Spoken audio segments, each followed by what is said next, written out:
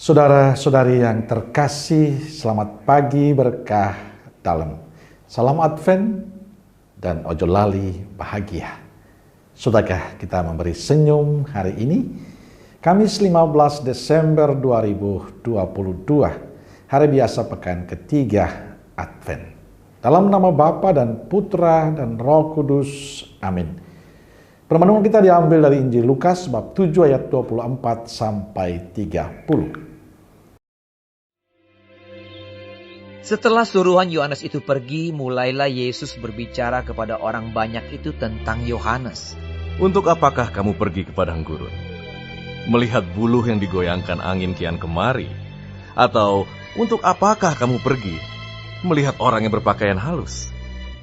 Orang yang berpakaian indah dan yang hidup mewah, tempatnya di istana raja. Jadi untuk apakah kamu pergi? Melihat nabi? Benar. Dan aku berkata kepadamu, bahkan lebih daripada nabi.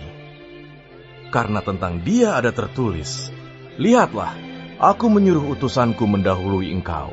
Ia akan mempersiapkan jalanmu di hadapanmu.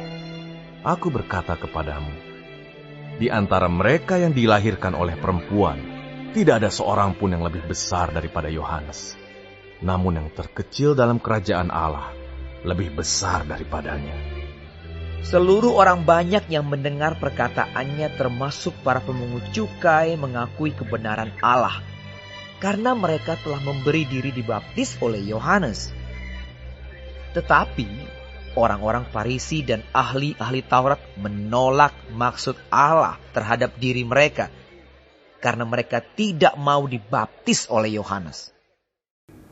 Saudaraku terkasih, hari ini Yesus berbicara kepada orang banyak tentang Yohanes. Yohanes dikatakan sebagai utusan Allah yang mempersiapkan jalan bagi Tuhan. Pribadi Yohanes menarik dalam pewartaan sehingga banyak orang termasuk para pemungut cukai mendengarkan perkataannya dan mengakui kebenaran Allah, lalu mereka memberikan diri untuk dibaptis. Yohanes menyerukan pertobatan dan menggerakkan hati banyak orang untuk menyerahkan diri dan percaya pada Kristus, termasuk kaum pendosa. Mereka mau memberikan diri untuk dibaptis.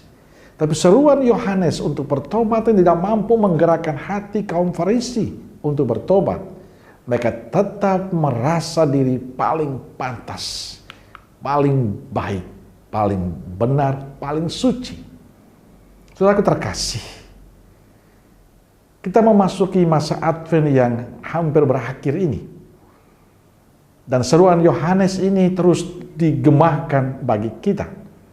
Namun apakah seruan pertobatan itu menggerakkan hati kita untuk menanggapinya dan mau memperbaharui hidup kita? Mau mempersiapkan diri kita menyambut Natal? Mau dengan tulus datang dan mengakui dosa-dosa kita? Inilah persoalan hidup kita.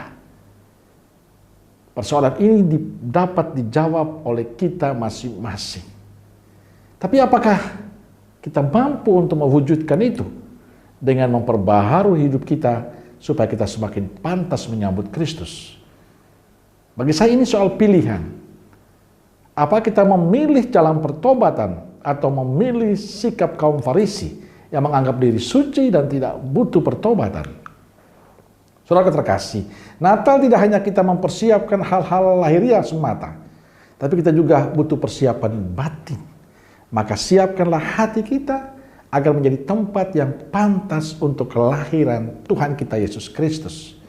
Maka menjadi sangat jelas seruan pertobatan Yohanes untuk kita, supaya kita mempersiapkan diri kita, mempersiapkan hati kita lewat pengakuan dosa kita, supaya kita sungguh-sungguh dipantaskan oleh Tuhan untuk menyambut kelahiran Tuhan. Maka saya ingin mengajak kita, luangkanlah waktumu dan datanglah ke kamar pengakuan, supaya kita diperbaharui hidup kita agar lebih pantas menyambut Tuhan. Amin. Semoga Allah yang Maha Kasih memberkati saudaraku sekalian, Bapa, Putra, dan Roh Kudus. Amin. Keluarga Kudus Nazaret, doakanlah kami. Amin. Berkah dalam.